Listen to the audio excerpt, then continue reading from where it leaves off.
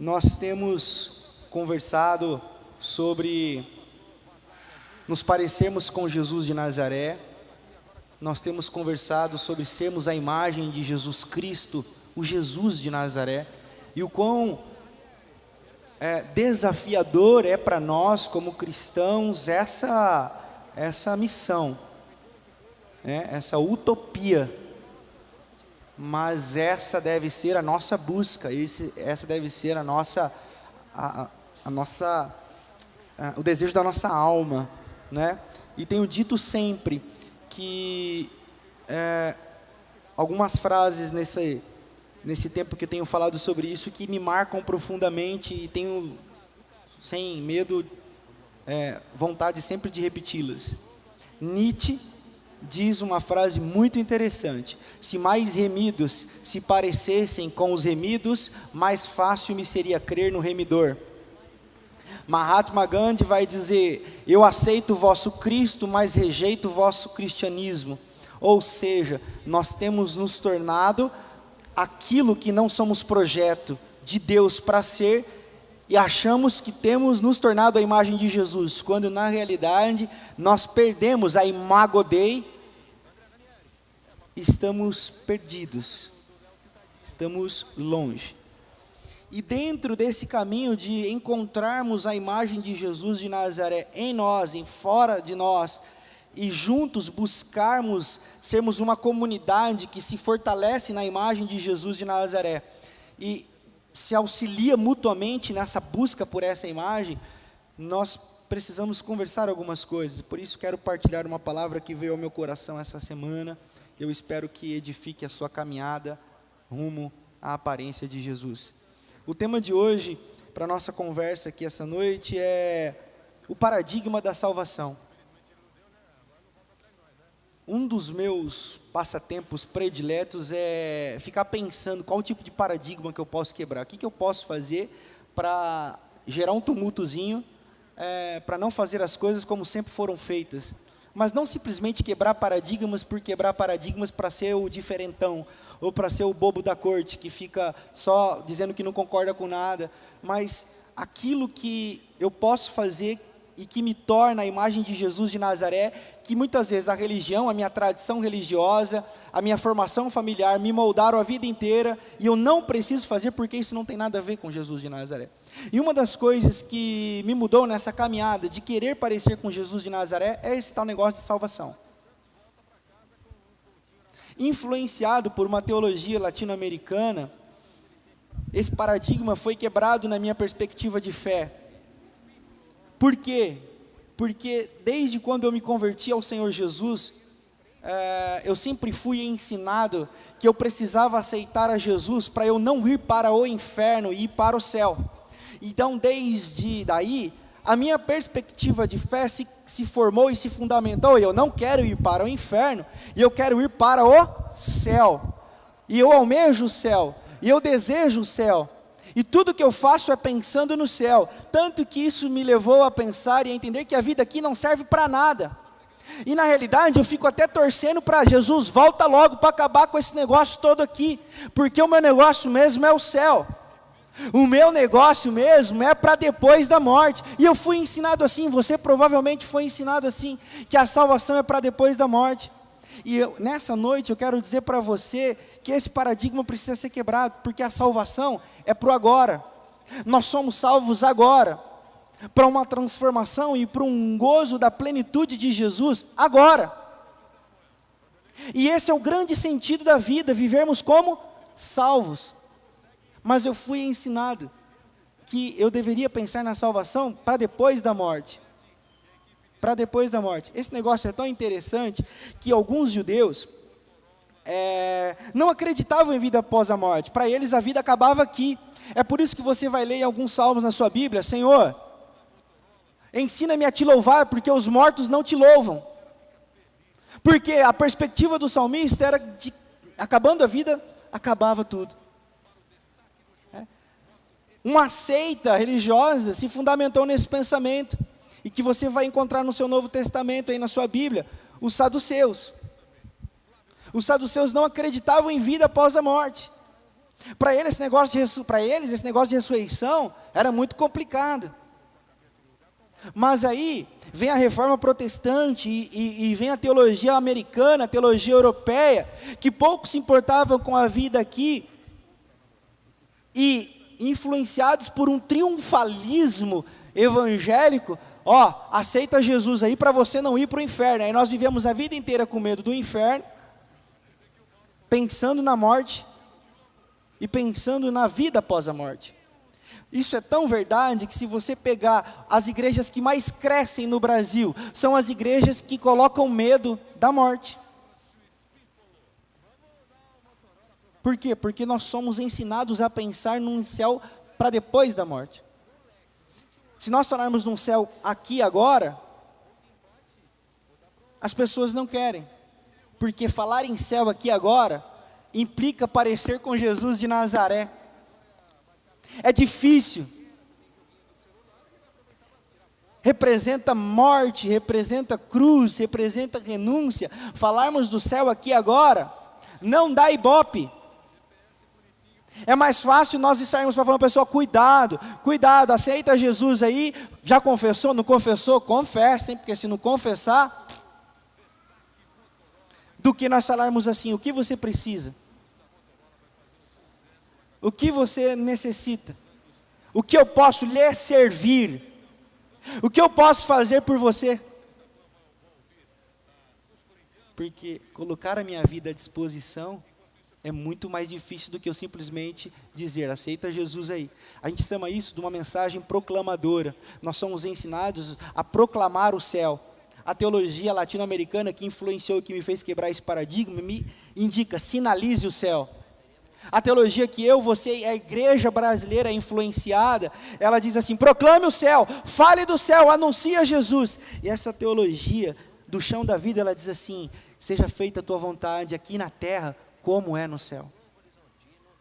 Seja feita a tua vontade aqui na terra, como é aí no céu. Reconhecem essas palavras ou não? É esse tipo de pensamento que me influenciou e que me fez quebrar esse paradigma da salvação. E pensando nisso, eu convido você a abrir comigo a sua Bíblia no Evangelho, no Atos, capítulo 4. Nós estávamos no atoado de abrirmos nos Evangelhos, né? Atos, capítulo 4, versículo de número 12. Atos 4, versículo de número 12. Esse texto é muito conhecido. Esse texto ele é muito falado nas igrejas. E você provavelmente já ouviu. Diz assim, Atos 4, 12. Não há salvação em nenhum outro, pois debaixo do céu não há nenhum outro nome dado aos homens, pelo qual devamos ser salvos. Amém? Amém. Aqui é Pedro falando. E se Pedro me ouvisse falando, irmãos, aceitem a Jesus, para vocês irem para o céu. E eu perguntaria, quem quer ir para o céu? Aí todo mundo levanta a mãozinha assim, não levanta? Se Pedro tivesse aqui, Pedro levantaria, eu acho que Pedro faria isso. Assim, pegando um pouco o perfil do Pedrão, ele levantaria a mão não para concordar comigo, ele diria assim, ô Renato, chega aí. Eu digo, pois não, Pedro. Ele falou assim, o que você está dizendo aí que aceitar Jesus para ir para o céu? Eu falei, aqui, você falou isso aqui diante do Sinédrio, diante dos chefes da religião, você falou. Ele falou assim, eu falei de salvação. Eu falei, salvação. Salvação é ir para o céu. Ele falou, da onde ele falaria para mim, da onde você está tirando isso? Eu falei assim, eu ia falar, daqui, da Bíblia, você falou. Ele falou assim, não é isso que eu quis dizer não. Você leu o capítulo 3, Renato? Eu digo, li sim, Senhor Pedro. Ele falou, então lê de novo, porque não leu direito. Aí nós abrimos lá no capítulo 3. Aí nós vamos ver Pedro curando um mendigo aleijado na porta do templo. Não está aí? Pedro e João vão para o templo e a Bíblia diz que eles foram orar. E entrando Pedro e João no templo, haviam ali vários mendigos, coxos, doentes, que eram colocados propositalmente para pedir esmolas. Pedro e João, olhando para esse mendigo aleijado, coxo, ali, ele disse, me dá uma esmola. Pedro olha no fundo dos olhos dele e diz assim, não tenho ouro nem prata, mas tudo que eu tenho eu lhe dou. Em nome de Jesus, o Cristo de Nazaré, levanta-te e anda. E aí o cara entra para dentro do templo, pulando, dançando, virando estrelinha e o escambau, e aí fazendo uma festa e todo mundo fica maravilhado. Todo mundo fica maravilhado, porque a galera fica assim, bicho, esse cara estava lá na entrada, esse cara não andava, ele tem 40 anos de idade, vai falar o final do capítulo 4, ele tem 40 anos de idade, há 40 anos esse cara está aqui, ó, na entrada do templo, mas Pedro curou ele, todo mundo ficou espantado. Pedro fala assim, por que vocês estão maravilhados? Vocês não conheceram Jesus de Nazaré? Ah, aquele Jesus que vocês mesmos falaram, prende ele, bandido bom é bandido morto. Vocês lembram que vocês falaram isso para ele? Solte Barrabás. Vocês falaram, porque bandido bom é bandido morto? Solte Barrabás. Bandido bom é bandido morto? Solte Barrabás. Esse aí, ó, é no nome dele que nós fizemos essas coisas. E o povo ficou em festa, o povo ficou feliz. Só que teve uma galera que não curtiu nada disso.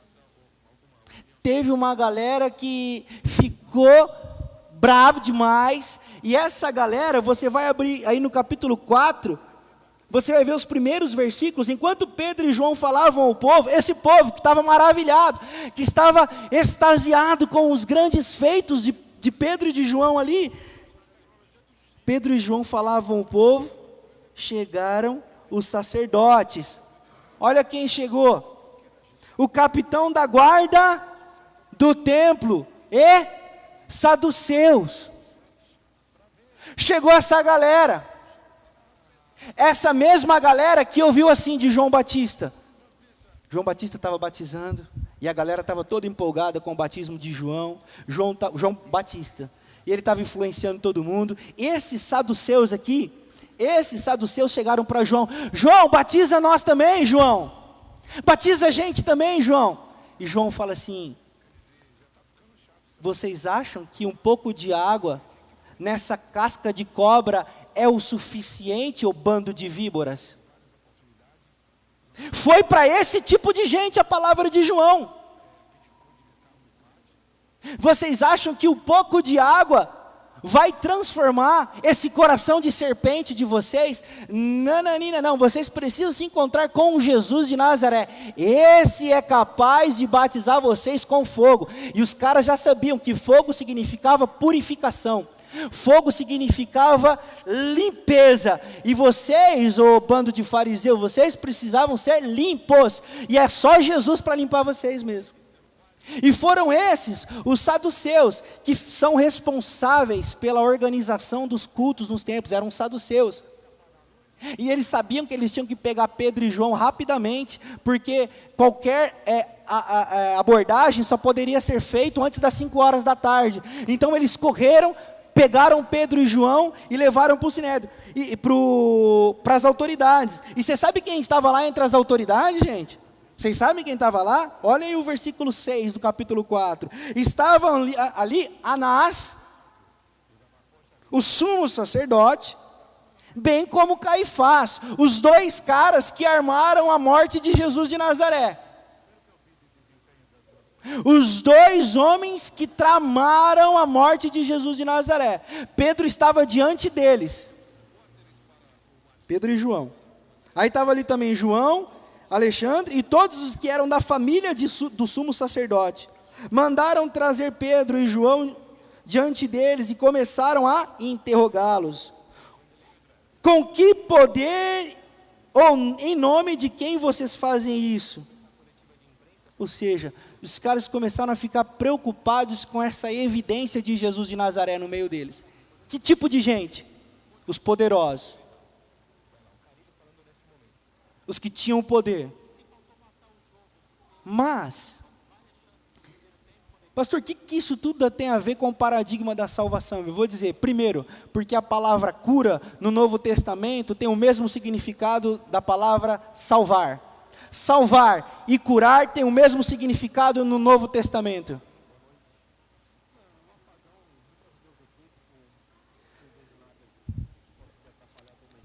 Quando João e Pedro chegam diante daquele mendigo que estava aleijado e dizem assim para eles: eu não tenho ouro nem prata, em nome de Jesus levanta-te e anda.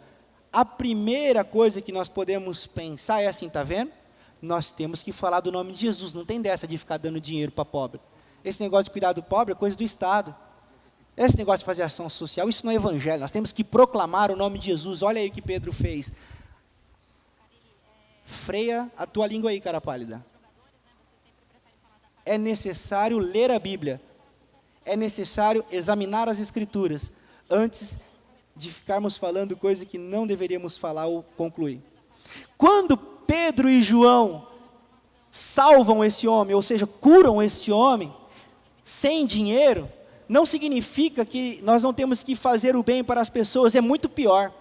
Porque estes homens aleijados, mendigos, cegos, coxos, que eram colocados nas portas das 12 portas que faziam entrada para o templo, e eles estavam na porta formosa, antiga, você vai ler lá em Neemias, capítulo 3, você vai ver sobre as 12 portas. Essa porta era a porta de Jafá, porque ela era virada para a cidade de Jafá. Ela era uma das portas mais movimentadas de entrada do templo. Por quê? Porque ela ficava virada para Jafá. Jafá era uma cidade portuária, então passava muita gente por essa porta. No Novo Testamento, essa porta é chamada de Formosa. Hoje em dia são apenas 8 portas no templo de Jerusalém, só informação. Então, eles estavam ali, nessa porta chamada Formosa, e os mendigos eram colocados ali. Quem que colocava esses mendigos ali? Anás, Caifás, João, Alexandre e todos aqueles que comandavam os trabalhos no templo. Por quê? Porque eles arrecadavam dinheiro e depois eles pegavam o dinheiro desses mendigos e deixavam eles com pouquíssimo dinheiro. Então, quando Pedro e João curam aquele mendigo, eles quebram uma lógica de opressão. O que é paradigma de salvação? Vamos salvar para depois da morte. Aqui no Evangelho nós aprendemos que salvação é quebrarmos toda forma de opressão em que pessoas são colocadas como instrumento de enriquecimento. Salvação não é para depois da morte. O que Pedro e João fizeram aqui foi de uma grandiosidade e de uma coragem, porque o povo ficou maravilhado. O povo ficou: nós não vamos mais precisar depender desses caras, os caras estão curando. E aí quem chamou eles? Anás, Caifás, João e Alexandre. Vocês estão quebrando nosso esquema. E os caras falam assim: esse é o poder do nome de Jesus, ele liberta as pessoas de toda e qualquer forma de opressão. A salvação chegou. A salvação não é para depois da morte. Pedro não fala: olha, eu vou orar, eu estou chegando aqui para orar, viu, o senhor mendigo, e olha, eu prometo, nós vamos orar em nome de Jesus. Olha, Pedro entra na vida dele, e Pedro diz: liberte-se desse estado que você se encontra. Por quê? Porque todos aqueles que eram cegos, coxos, leprosos, paralíticos, eles eram vistos como oprimidos e julgados por Deus. Então quando Pedro cura, ele cura em nome de Jesus, ele salva, porque é em nome de Jesus. Então ele está dizendo assim: não há peso sobre ti, não há nada que te julgue, não há nada que te culpe, você é livre, a salvação chegou para você. O paradigma da salvação que nós precisamos quebrar é de olharmos a dor das pessoas, é de olharmos a opressão na vida das pessoas e dizermos assim: não, nós vamos orar porque toda dor é por enquanto.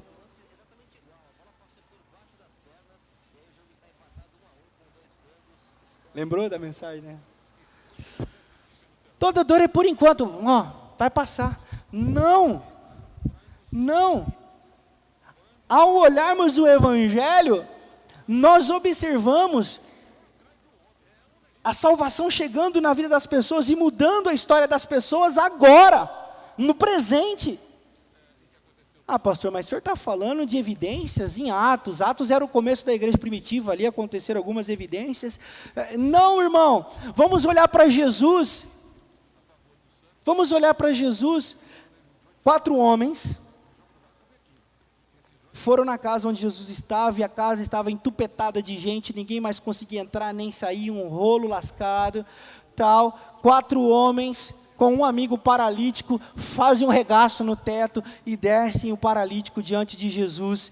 E Jesus, vendo o tamanho da fé desses amigos, Jesus vendo o tamanho da fé desses amigos, Jesus vendo o tamanho da fé desses amigos, que colocaram ele diante de Jesus para ser curado e para ser salvo. Só que como os caras não tinham entendido que curar e salvar era o mesmo verbo, Jesus fala assim, ó, os teus pecados estão perdoados. Jesus quebra um paradigma da perspectiva da época. Quem é esse para perdoar pecado? Ele é Deus. E ele fala assim, ele vê os caras cochichando. Que tipo de cara? Esses aqui, que questionaram Pedro e João. Questionando, esse cara aí é um herege, esse cara aí é um marxista, esse cara aí, como assim? Esse cara aí é dessas coisas, o que esse cara está fazendo? Olha, para vocês pararem de falar e cochichar, porque cochichar é muito feio, o senhor abomina quem faz fofoca, eu vou dizer uma coisa, é mais fácil eu dizer para ele, levanta-te, anda, os seus pecados estão perdoados. E já que é para calar a boca de vocês, pega a tua maca, meu companheiro, e sai carregando ela. Aleluia, amém, glória a Deus. Esse cara foi curado, esse cara foi salvo, em nome de Jesus. A salvação chegou para ele. Você não vai ser mais oprimido, você não vai ser mais negligenciado, você não vai depender de mais ninguém te carregando, porque quando a salvação chega, ela não chega para depois da morte, ela chega para nos colocar de pé diante da vida. Diante da vida, não mais para sermos carregados por ninguém, mas para que os nossos braços sejam fortes o suficientes ao ponto de carregar uns aos outros. A salvação não é para depois da morte, a salvação é para que os nossos braços sejam fortalecidos. Ele quebra toda como é que fala? Paralisia, quando o cara está coxo, ele quebra toda, me ajudem na palavra, pô, me fugiu aqui. O cara está coxo. Ele quebra a coxidez. Coxidão. Edita isso aí depois. Ele quebra isso aí, vocês estão me entendendo?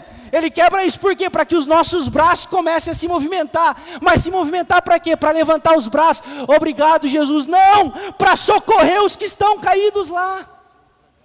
Por isso que ele diz, eu estou, lá em Isaías 58, eu estou cansado dos cultos de vocês, eu estou cansado das festas religiosas de vocês, eu estou cansado das celebrações de vocês são incapazes de estender a mão para os que sofrem, vocês são incapazes de se compadecerem dos que perecem, eu não quero mais os cultos de vocês. Ele diz assim, calem a boca de vocês, pelo amor de Deus, porque o som da música de vocês incomoda os meus ouvidos, porque vocês falam, mas não são capazes de estender a mão a ninguém. E lá no Novo Testamento, Jesus vai dizer lá em Mateus 23, ai de vocês fariseus, ai de vocês religiosos, ai de vocês, porque vocês colocam fardo pesado sobre as pessoas, mas vocês não são capazes de mover o dedo mindinho para ajudar ninguém.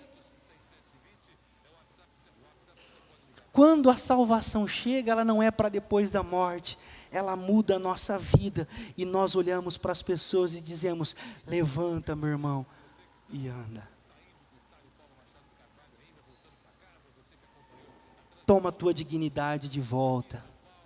Toma a tua vida de volta. Você tem o direito a recomeçar. Você pode recomeçar. Mas eu sou pecador, eu sou isso, eu sou aquilo, eu sou aquilo, eu sou aquilo. O Senhor, Ele ama os maltrapilhos, Ele não veio para os bons, Ele veio para os maus. A salvação é a proclamação dessa verdade. E não é só proclamação, é a ação dessa verdade na vida das pessoas. Foi isso que Pedro e João fizeram com aquele coxo. E depois que eles devolveram a dignidade, depois que eles quebraram todo o esquema religioso opressor do templo, eles assumiram um risco muito grande. Nós lemos aqui no capítulo 4 que eles foram colocados diante de quem? Anás e Caifás, os caras que mataram Jesus, eles poderiam pensar, velho, vai sujar para nós. Esses caras mataram Jesus, não vão matar nós? Poderiam ou não poderiam? Mas eles foram destemidos. A salvação não é para nos fazer corajosos lá na eternidade.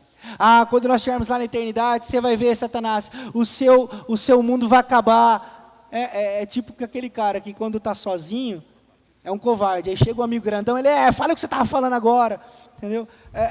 Jesus nos faz corajosos nessa terra. Jesus, quando a salvação chega na nossa vida, Ele nos faz destemidos contra toda forma de injustiça, de opressão, de preconceito, e nós não temos medo de cara feia. Isso é a salvação na nossa vida. Esse é o processo de salvação, o paradigma da salvação que a religião impõe, que eu aprendi, provavelmente você aprendeu, e que foi quebrado na minha vida, e quero te convidar a quebrar essa noite, é que a salvação nos torna contempladores de um processo que vai acontecer depois que tudo for finalizado. A salvação traz-nos para uma coragem na vida agora. Irmãos, nós não vamos mudar o mundo não vai ser mudado, mas eu lembro sempre de uma historinha. Tinha um menininho pegando estrela, a praia estava cheia de estrelas do mar, o menininho estava pegando a estrela do mar e jogando para a terra. Milhares de estrelas do mar. O cara chegou para ele e falou assim, você acha que você vai salvar todas as estrelas do mar? Aí ele falou assim, todas eu não vou salvar, mas cada uma que eu jogar, eu fiz a diferença na vida dessa que eu joguei para dentro do mar. É exatamente isso, nós não vamos mudar o mundo, mas cada um que nós pudermos alcançar com o evangelho de Jesus, nós temos que fazer com coragem. Nós temos que fazer com coragem. E o que é o evangelho de Jesus? O que é a salvação chegando na vida de uma pessoa? O paradigma precisa ser quebrado. Eu aprendi uma coisa esta semana e eu quero partilhar com vocês. Eu ainda não discerni direito, mas eu sei que é uma lição que eu preciso aprender e quero convidar vocês a aprenderem comigo.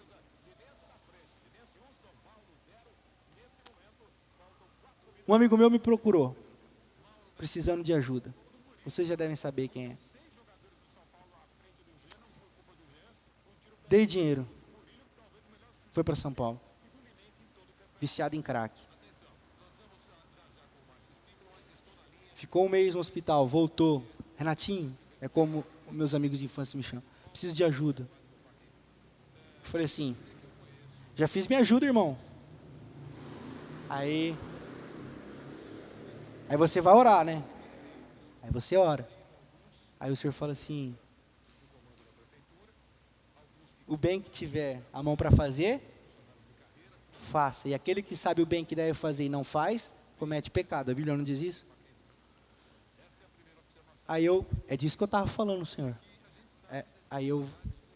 Pode vir, Marquinhos. Eu não sabia o que eu ia fazer com ele, meu. Era um viciado em crack. E aí mobilizei irmãos, pastores, tal. Consegui para ele o desafio jovem. Fiz um corre, irmãos. Isso aqui eu não estou falando para me exaltar, não. Eu vou chegar na lição que eu quero aprender. Mobilizamos irmãos ajudando aí. Vários irmãos sabem dos corres, tal. Compramos um enxoval para ele levar para a clínica. Compramos o material de limpeza que ele precisava levar. Fomos lá fazer entrevista. Falei com um, falei com o outro. Levei ele, peguei ele no albergue. Enfim, falei com a assistente social. Um corre. Mas assim, um corre baseado no que Jesus falou. Jesus, é o que o Senhor está falando, né? Eu tenho que fazer. E não tem boca, não tem para onde correr. É isso. Se eu pudesse, eu não faria.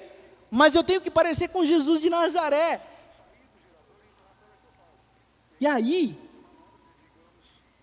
fomos levar ele até o Santana foi comigo, Santana e o William, foi lá, até mobilizei, porque a Fabiana ia usar meu carro, falei, vamos lá, vamos, tal, levamos o cara lá, isso na quarta-feira. Lembre-se que nós estamos falando do paradigma da salvação. Deixei ele lá, o cara chorou, eu chorei. Bonito. Quinta-feira de manhã meu celular toca. O coordenador do projeto. Pastor, ele quer ir embora.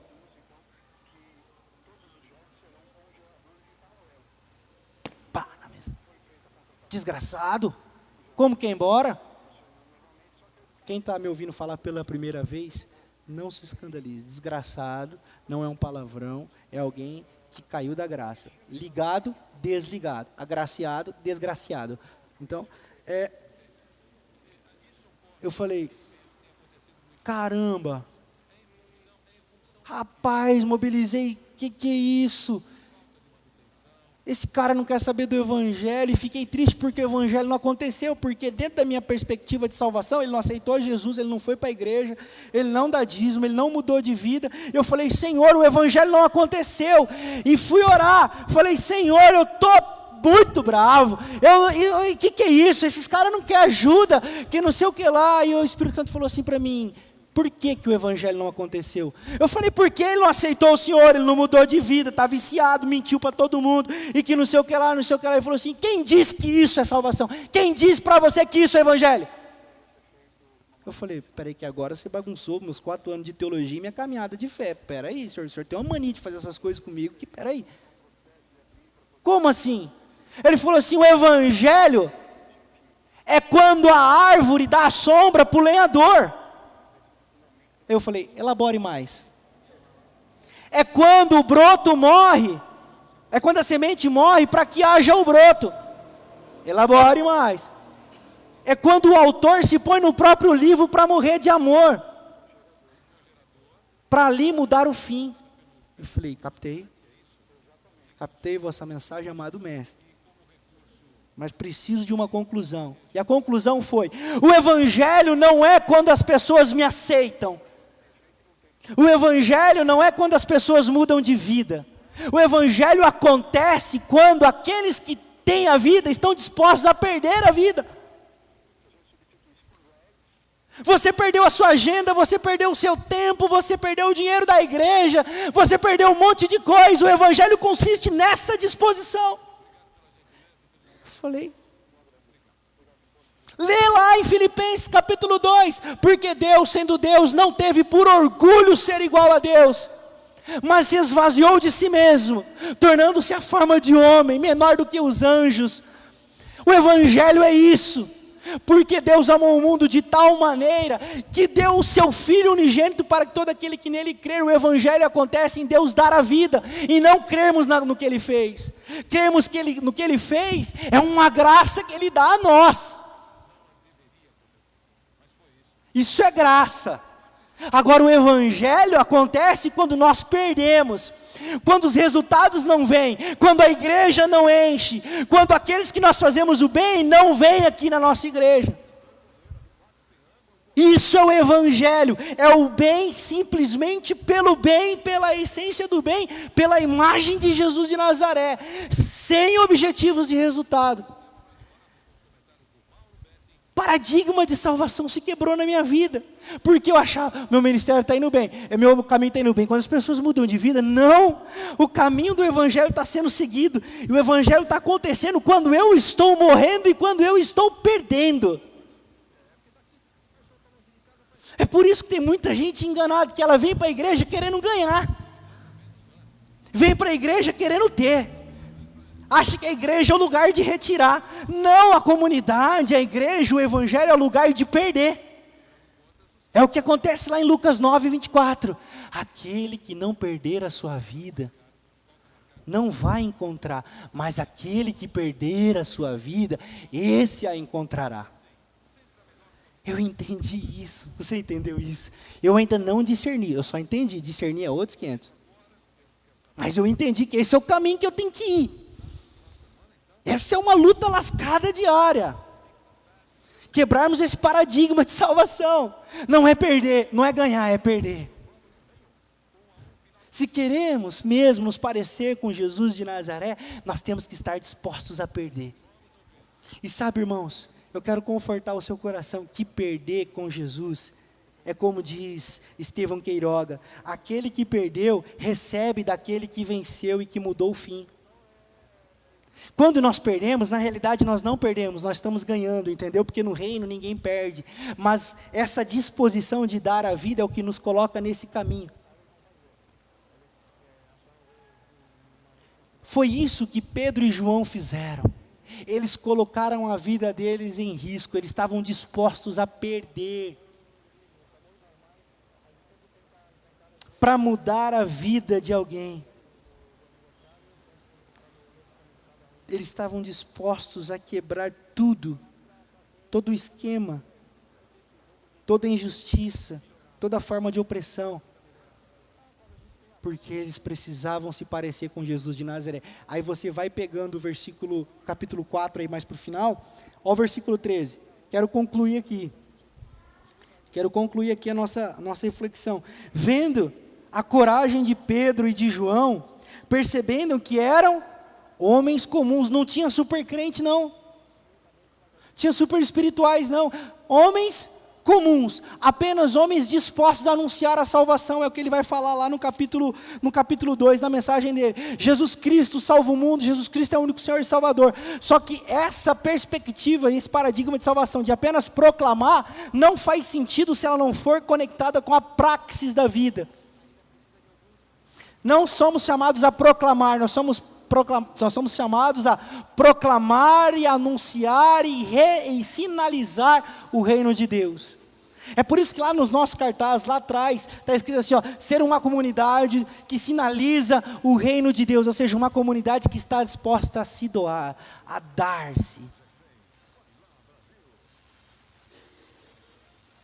Queridos, eu quero concluir essa mensagem dizendo o seguinte: Ele vem para nos salvar. Ele salva a gente. E você sabe do que Ele salva a gente?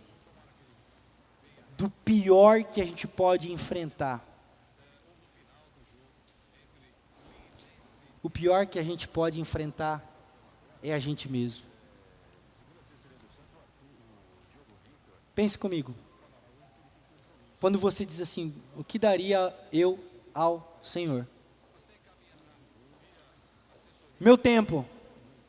Aí eu faço uma observação. Você não pode dar o tempo é de Deus, Ele te empresta. Ele é o Senhor do tempo. Justo. Eu vou dar então o meu amor, você não pode. Ele é amor, você só tem amor porque Ele te deu primeiro. Não vale.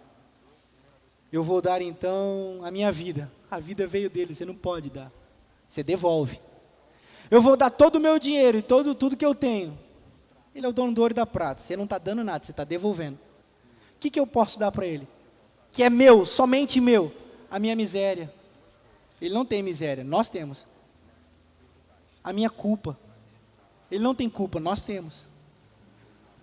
A nossa inveja. Deus não tem inveja, nós temos. A minha raiva, Deus não tem raiva, nós temos. Tudo aquilo que há de mal, eu dou para Ele. E sabe o que é mais incrível? Ele vem para nos salvar. Desse mal que habita em nós, que somos o nosso pior eu. E Ele nos salva. Por isso eu quero convidar você a se colocar de pé nessa hora. Enquanto nós cantamos essa canção, Ele vem para te salvar. Ele não vem para te salvar para que você fique aonde você está. Ele vem para te salvar. Ele vem para salvar a nossa comunidade, para que a nossa comunidade seja como Pedro e João. Se te soar muito idólatra, não, parecer com Pedro e João é muito idólatra. Vamos parecer com alguém melhor. Vamos parecer com Jesus de Nazaré, então? Que está disposto a morrer. Não por uma religião, não por uma ideologia, mas dispostos a morrer para nós mesmos, para que outros possam viver. É o que fala lá na segunda carta aos Coríntios, no capítulo 4, o apóstolo Paulo falando que nós temos tesouros dentro de nós, mas nós somos os vasos de barro. E no final ele vai dizer assim, porque em nós atua a morte, para que em vocês atue a vida. Que Ele nos salve de nós mesmos, que Ele traga a salvação para as nossas vidas. E que nós possamos pôr em prática essa salvação, que não é para depois da morte. Lembrem-se sempre da oração de Jesus. Senhor, que seja feita a Tua vontade aqui na terra, como é no céu. O Senhor me salvou. E eu vou anunciar essa salvação pelos 4 cantos. É no meu trabalho, na minha família, na minha faculdade, no meu curso, na minha escola, no meu meio de relacionamento com os meus amigos, todos os dias. Meus irmãos, eu oro por cada um de nós aqui essa noite, para que encontremos salvação, para que sejamos realmente salvos, porque Ele vem para nos salvar. Amém.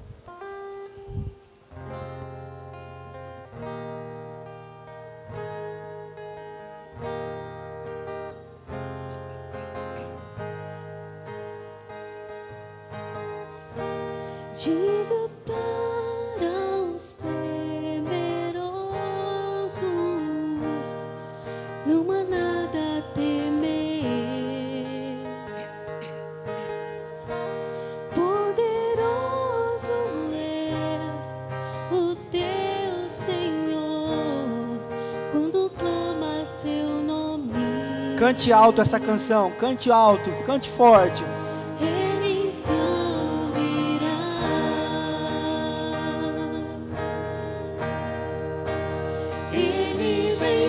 Te salva,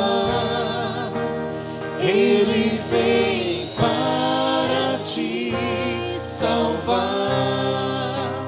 Diga ao cansado, o teu Senhor virá. Ele vem para te salvar. Ele vem para te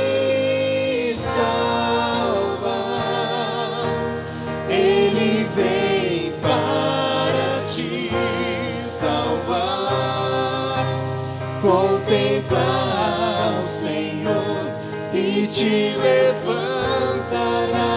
Ele vem para te salvar. Diga para os abatidos, não percam a fé. Poderoso é o teu Senhor, quando clama seu nome. Ele então virá.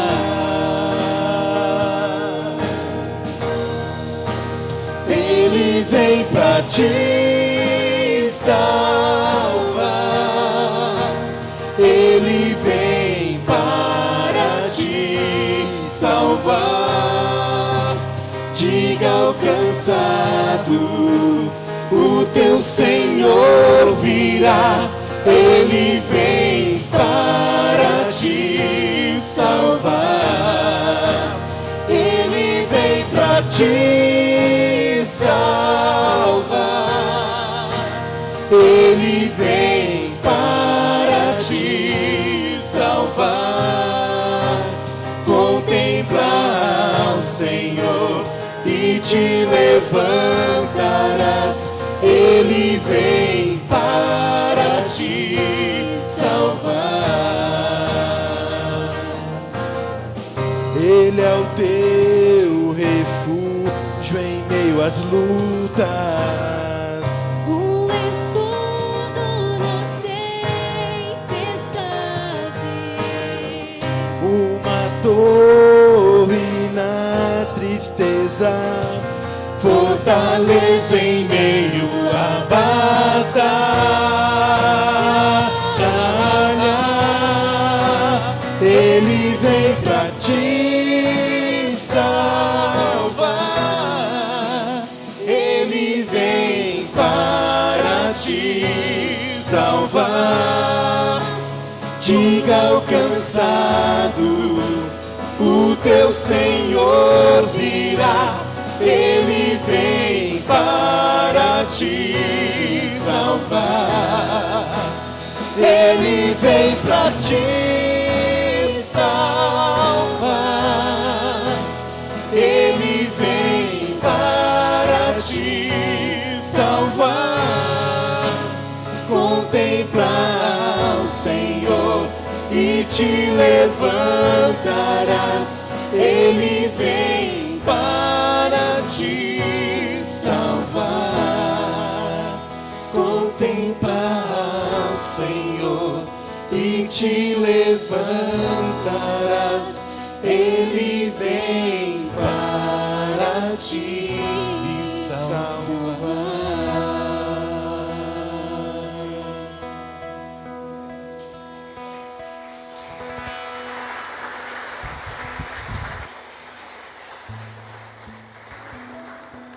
E nessa hora, eu quero convidar você a orar comigo. Nós vamos orar juntos. Mas eu não quero fazer uma oração genérica. Por isso, eu gostaria de convidar você que quer orar comigo para sair do seu lugar e vir aqui à frente. Nós vamos orar juntos. Nós vamos orar juntos para que nós recebamos salvação de nós mesmos. Eu queria convidar você que deseja sair do seu lugar, que deseja receber uma oração, que deseja orar junto comigo nessa hora. Isso, pode sair do seu lugar, venha. Nós vamos orar juntos. Você que deseja transformação de vida, isso não tem nada a ver, eu já sou cristão há tanto tempo. Não, é simplesmente tipo assim, eu quero isso para a minha vida e eu quero orar. Eu quero buscar em Deus esse fortalecimento. Isso, saia do seu lugar. Vamos orar juntos. Eu também vou descer aqui porque eu também quero orar com vocês. Eu preciso. Nós vamos orar juntos. Abrace a pessoa que está ao seu lado aí. Isso.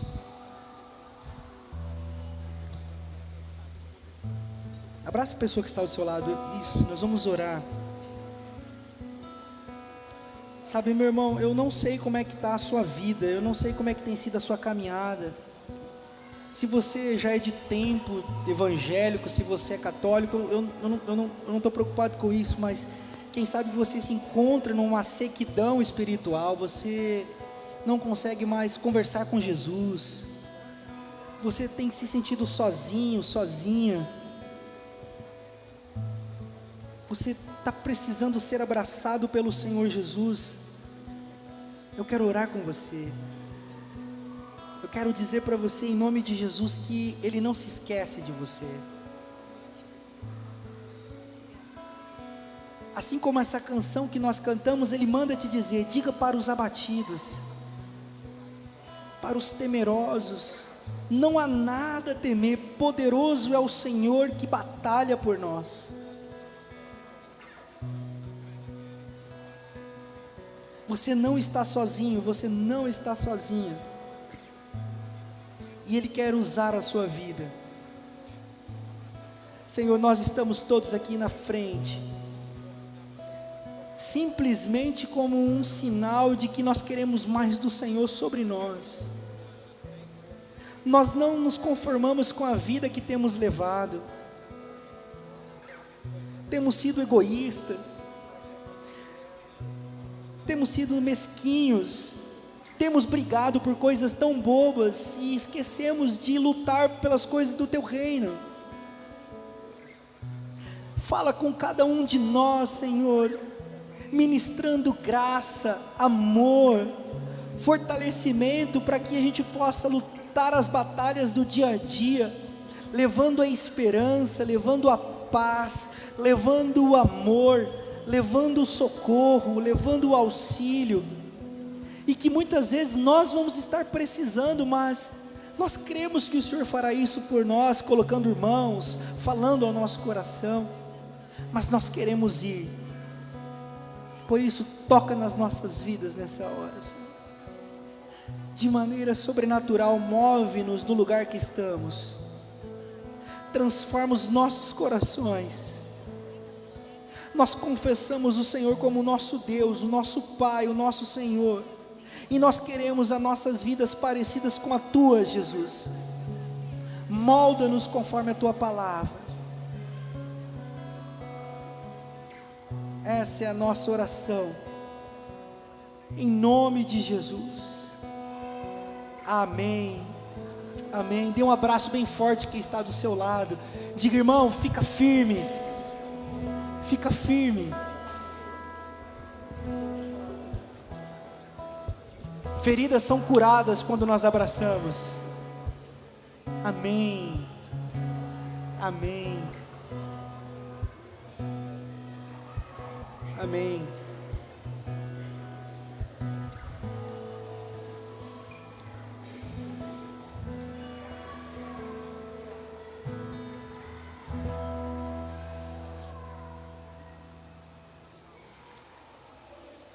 O Espírito Santo é Ele quem comanda essa comunidade.